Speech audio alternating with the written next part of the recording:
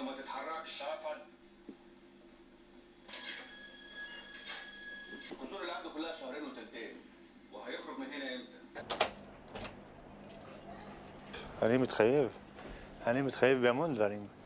לשמור על הלב שנתנו לי, לשמור על חיים, לשמור על חיים האלו שיהיו שמחים, לשמור על המוטיבציה, על התקווה שהייתה לי יניב, שישלב אותה במוטיבציה שלי, בתקוות שלי, ולראות לאבא שלו, אל תתאכזב אבא. אני אתן לבן שלך והלב שישמח לכל החיים. זאת התחייבות וקשה. לפעמים אני מרגיש שזה כבד. والله عم بدنا نروح بس هيك حبينا نسلم عليك طبعا. كيف حالك عم؟ شو اخبارك؟ كيف انت؟ الحمد لله.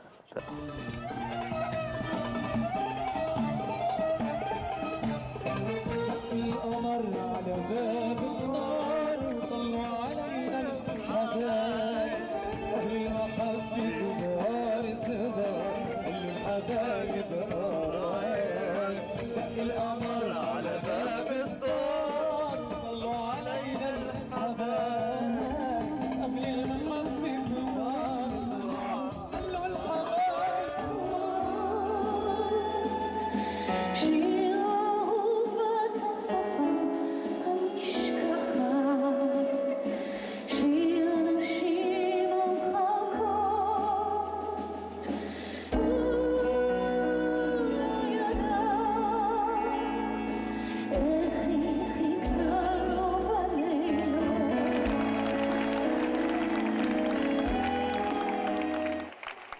ועכשיו אני מתכבדת להזמין את נציגי המשפחות התורמות לבמה. סוזי דבוסקין, אמא של תמר שנהרגה לפני 13 שנה בתאונת פגע וברח בעת אימון אופניים לטריאתלון בהיותה בת 21. ריצ'רד גרוס, אבא של תום שנפטר לפני 10 שנים, 3 חודשים לפני שמלאו לו 9. יוסרה אשור, אמא של הבנים נור בן 22 שנהרג בתאונה. יוסרה אמרה למתאמת ההשתלות, אני מבקשת ממך, תיקחו להשתלה מה שאפשר. אני רוצה שכמה שיותר ממנו יישאר על האדמה ולא ילך לקבר.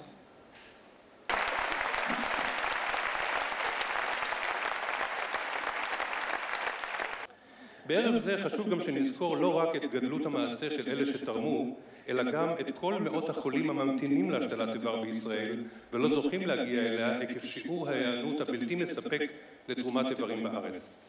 ולכן על מנת להביא את המצב בישראל בתחום לרמה המקובלת במרבית מדינות המערב, יזמנו במרכז הלאומי להשתלות מהפך במעמדו של החותם על כרטיס תורם, מהפך ראשון מסוגו בעולם. כל מי שיזדקק להשתלת איבר וימצא כי הוא או קרוב משפחתו מדרגה ראשונה חתם בעבר על כרטיס התורם, יקבל עדיפות ברורה ברשימת הממתינים לתרומת האיבר בגין החתימה. כך רבותיי, יהפוך הכרטיס הזה לא רק לכרטיס תורם, אלא גם לסוג של ביטוח השתלות אישי, ומי שיחליט שאינו מעוניין לחתום על הכרטיס הזה, ידע כי אלו שחתמו עליו יקדמו לו בקבלת איבר במידה ויהיה צורך בכך.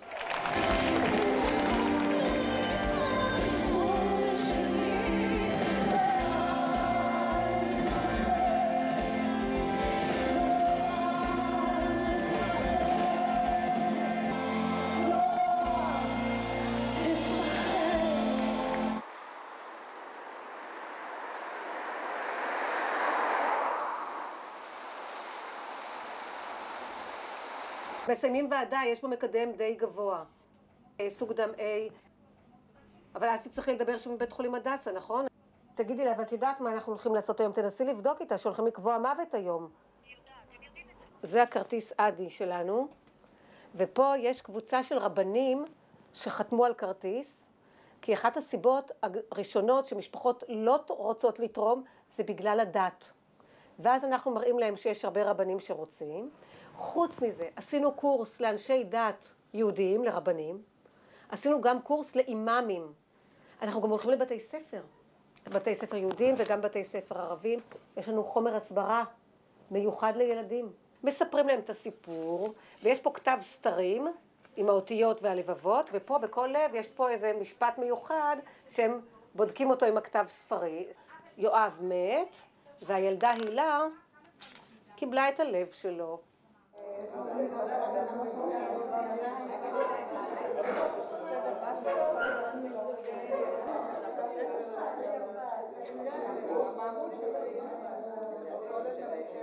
בעצם אנחנו פעם ראשונה עשינו אירוע כל כך גדול, בהיקף כזה, ואם רוצים להגיד מה הרגישו, מה חשבו. הייתי גאה באנשים שתרמו איברים, והייתי גאה להיות אחת מהם, ואני חושבת שהמושתלים עצמם היו מאוד מרוגשים לתת את הפרח הקטן הזה, וזה היה מעמד אדיר, יפה ומאוד מאוד מכובד. מותר לי להגיד את זה פה, ואני מאפשרת לעצמי, כי אני יודעת, מה שאני אומרת פה, יכולים להבין אותי וללכת עם זה הלאה. דבר ראשון, ההזמנה לא הייתה כתובה בערבית. זה הייתה רק בעברית. הצמידים בעברית, ולא היה לי בערבית. צודקת בהחלט. והמדבקה שהייתה גם בעברית ולא היה לי בערבית. לעומת זאת, הערבית זה השפה השנייה בארץ, רשמית. אני חושבת, אם אנחנו מעודדים את הצד המוסלמי והדרוזי והנוצרי, לפחות לדבר איתם גם בשפה שלהם. אחרי זה חצי שעה בחורה אומרת, לא הבנתי למה אני תורם את הכסף, עכשיו אני רואה שזה אמיתי, יש משפחות, אני רוצה עכשיו לתרום, אני רוצה עכשיו גלויה, אני רוצה עכשיו לחתום. החברות שלי שהיו מוזמנות לערב, הם שמו את זה, ועד עכשיו הן מתגאות בזה, הן הולכות בזה לגאווה. מה זה חשוב? לא חייבים לחתום, אבל אם יש עוד אלפי אנשים שהולכים ושואלים אותם מה זה, ואומרים תרומת הדברים, ואומרים כרטיס אדי, אפילו הם לא חותמים. זה סוג של פרסומת, זה סוג של שלט מהלך, זה להעביר את זה לסדר היום הציבורי, לדבר, להפוך את זה למשהו נורמטיבי. זה המטרה. הילד אמר, אני לא נראה לי שאני אלך עם הצמיד, מה, אני הולך להתגאות, עשיתי את זה כדי לתת, כדי לעזור, כדי להציל אחרים. אם שואלים אותו מה עם אחותך, מה היה, אז הוא מספר על זה והוא מזכיר את זה. אבל הוא אומר, אני לא הולך בתור גאווה עם הצמיד ויגיד, הנה, אני תרמתי. גם כששמו לו, הוא לא רצה לשים את הפתק שהיה כתוב, הצלנו חיים. הוא אומר, זה צריך להיות מתן בסתר, מה זה, בשביל מה כל השעות, זה כאילו... זה חלק מהאישיות שלי, זה חלק ממני. אני לא אסתיר את זה, אני לא... ההפך, ככל שאני אשמע ואשמיע יותר על בני שהלך, ככה אני ארגיש יותר טוב. וכשאתה פוגש מישהו שאתה לא מכיר, או בעבודה, ואני שואלתי, כמה ילדים יש לך? אז מה אני אומרת? באותו רגע אני אומר לו, היו לי שניים, לדאבוני, אחד הלך. אמרתי, אני אקח את החברות הכי קרובות שלי, אלה חברות, איך אומרים, חברות משפחה. כן, זה ברור. ורציתי באמת שיראו את המשפחה השנייה שלי. ברור. ואני גאה בזה. תמר, יהיו צמידים כאלה בעתיד התעסוקה שלכם. הנושא של תרומת האיברים נותן להם משמעות אחרי האסון, נותן משמעות לחיים שלהם אחרי האובדן, ואצל חלק מהם גם הנושא של משהו מהיקיר שלהם ממשיך לחיות, זה גם עוזר וגם נותן להם הרגשה טובה. לא יכולתי להשלים שהוא מת. מה שאמרתי, המשיך לחיות. גם ידעתי שיניב היה רוצה שזה יהיה. כי הוא הלך לקרבי, כי הוא רוצה להציל אנשים. לעזור להם, להילחם למען אנשים. הוא לא הצליח את זה בחיים, אז הוא הציל 6 אנשים במותו, אחרי שהוא נפטר. הבן שלהם נתן חיים ל6 אנשים, ואני אחד מה6 האלה. היה להם ילד אחד, עכשיו יש להם 6. סלים, המצב שלו היה מאוד חמור. הרופא אמר, אם הוא לא היה מקבל תוך חודשיים, אז היום הוא כבר לא היה, לצערי, איתנו. אני רוצה לחיות. ואני מודה גם כן ליפים, יפים, ולריסה אלו בני אדם שנדירים בעולם הזה. כאלו אבא ואמא, אני לא צפיתי לעצמי שאני אראה בני אדם כאלו טובים. הוא קורא לי אמא, ולבעלי הוא קורא אבא, ומרגש מאוד, וחבל שההורים שלו לא זכו לראות אותו כמו שהוא במצב עכשיו. ההורים שלו נפטרו שהוא היה חולה.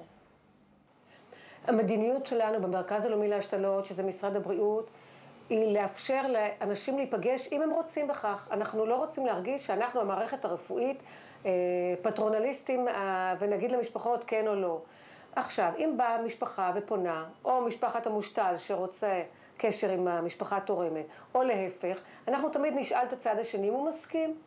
בכלל לא דמיינתי לעצמי איך תהיה הפגישה הראשונה. אני הלכתי לחלל, לא יודע מה יהיה.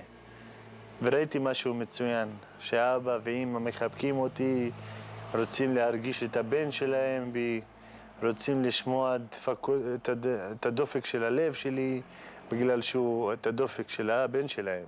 מתי שהגעתי לבית שלהם, לבית שלי, הכניסו אותי לחדר, ראיתי את הדברים שלו, ראיתי את התמונות, ראיתי את החיים האופטימית שלו, את המוטיבציה לחיים, את התקווה כולה לחיים. במבט אחד, כאילו בשנייה אחת, אני ראיתי את החיים שלו, איך הוא דמיין לעצמו בתמונות וזה. הרגשתי את התקוות שלו, חייתי את החיים שלו, חלמתי את החלומות. כאב לי מאוד. כאב לי מאוד הבן אדם הזה, הלך מהחיים כל כך מוקדם. הבן אדם הזה נתן לי חיים. לא יודע מה להגיד. לא יודע מה להגיד. אולי מילה קטנה. תודה.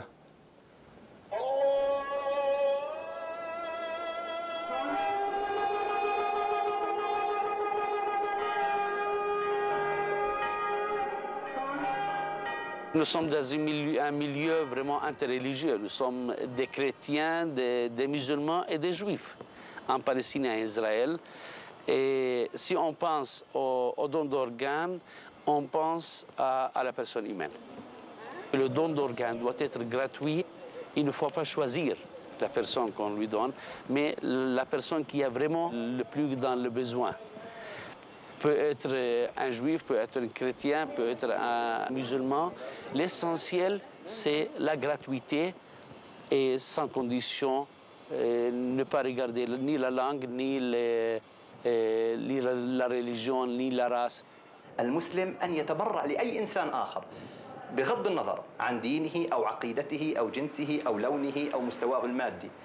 ولكن الإسلام عندما يجيز ويبيح نقل الأعضاء وزراعتها يضع لذلك ضوابط أخلاقية. דאגה לכבוד המת, שהיא דאגה מאוד מאוד חשובה, היא פחות חשובה מהדאגה לקיום החיים. לכן אם העבר שלקחת מהגוף, לקחת אותו לא לשם ביזיון, לא מתוך זלזול, אלא להפך, כדי לקיים מצווה חשובה של הצלת חיים. זה חלק מהכבוד שאנחנו רוחשים לגוף.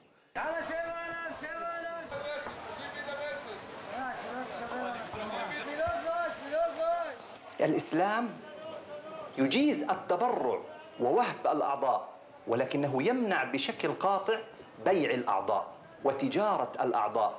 لا يقبل الإسلام أن يصبح الإنسان المكرم أن يصبح مادة تجارية. משך הזמן שיש לנו בין הרגע שמוציאים את האיבר עד הרגע שמשתילים הוא שונה באיברים השונים. בכבד ובכליה יכולות לחלוף 12 או אפילו 24 שעות, אבל בלב ובריאות, צריך לגמור את ההשתלה בתוך 4 שעות ברגע שמוצאים את הלב או את הריאות מהגוף של התורם. לכן, בתחום השתלות הלב וגם הריאות, אנחנו מוגבלים בתרומות איברים רק בתוך ישראל, או הכי הרבה קפריסין, ובעבר אנחנו שיתפנו פעולה יפה מאוד. רציתי במשך השנים שיהיה שיתוף פעולה כזה גם עם ירדן וגם עם מצרים באופן טבעי, והצעתי את זה לקולגות שלי במדינות האלה, אבל מסיבות פוליטיות הם לא רצו שיתוף פעולה כזה, וזה חבל, כי יכולנו פה במזרח התיכון באופן טבעי לעשות שיתוף פעולה מאוד יפה בתחום של השתלות האיברים.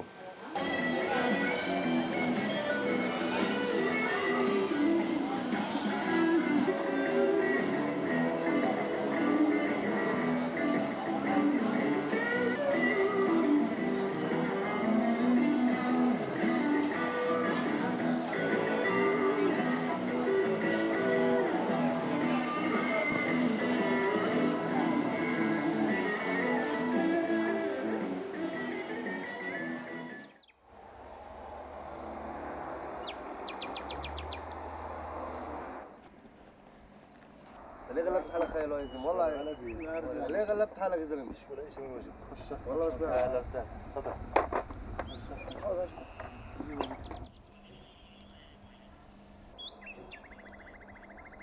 אמא בבית? אני יכול לדבר עם לריסה? תן לי. הכל בסדר, הולך בסדר גמור. אוקיי, אני שמעתי, קראתי בעיתונים וזה, ודיברתי עם יפים על הכתב אישום וזה. כן, אני יודע. אנחנו מקווים שיהיה יותר מההריגה.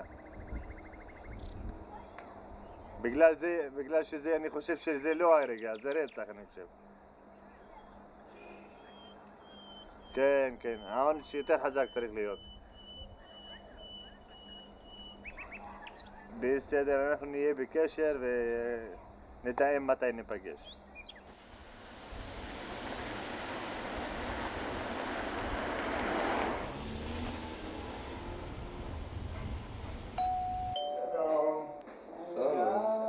שלום. מה שלומך? בסדר? שלום. מבצע עופרת יצוקה, לא מתעסק רק מתחיל מהרגע שבו ישראל... אז בוא נעשה DVD. DVD מחובר, כן? לא, זה הפלייסטיישן. פלייסטיישן מחוברת? כן. הכל מחובר פה, זה שזרק נעליים על בוש שוחרר. מכרו אותם בכמה מיליונים של דולרים נעליים.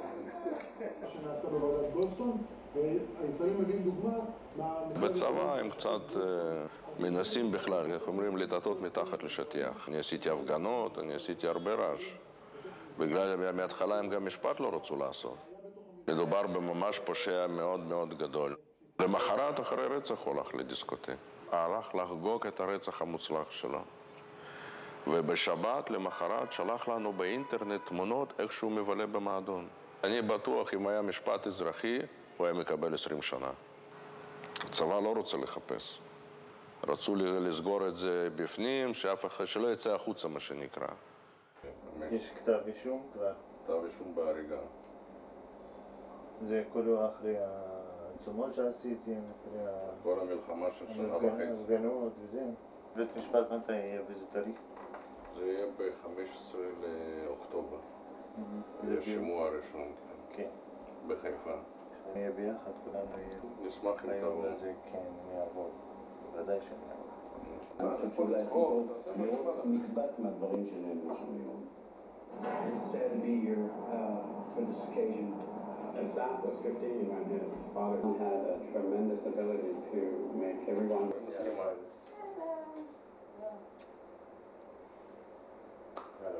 ביי, להתראות. שמור על עצמך, הוא פה 173 לזה. יאללה, ביי.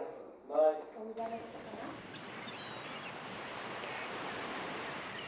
המקום היותר טוב בישראל, בלב, זה תל השומר. אין על מה לדבר. אין על מה לדבר. כל הזמן אני מרים טלפון, ידידה, יש לי ככה וככה. היא אומרת לי, אם היא יכולה לעזור, עוזרת בטלפון, אם לא, אז אומרת, תבוא. סטטיסטית, לכל מושתל בשנה הראשונה או אפילו בהתחלה, כאילו יש 1.5 דחיות למושתל. אם זאת דחייה, אז זאת ראשונה שלך, ונקווה שהיא יחידה. המעניין שעד עכשיו, בכל הבדיקות, אף בדיקה לא אומרת שזאת תהיה הסיבה. לא בטוח שנדע שנמצאת שלה. כן, בכלל הניתוח כולו, לא רקע. היה השתלת לב אצלי. ללא רקע, אין, לא חיידק, לא כלום, לא היה לי כלום. אתה רוצה להתגבר על זה. רוצה להרגיש שאני יכול להתגבר על זה. אבל היום יותר טוב, יותר בסדר. יכול לעלות, עליתי אצלך, דיברנו. עלית במדרגות? לא ניסיתי. לא, כבר אתה חזק מספיק. וואלה, בחייאת אללה, אני כבר חזק, יותר משאני רוצה. אני יותר חזק מעצמי. אללה ספקאפי. מספיק. רוצה לחיות עכשיו, רוצה ליהנות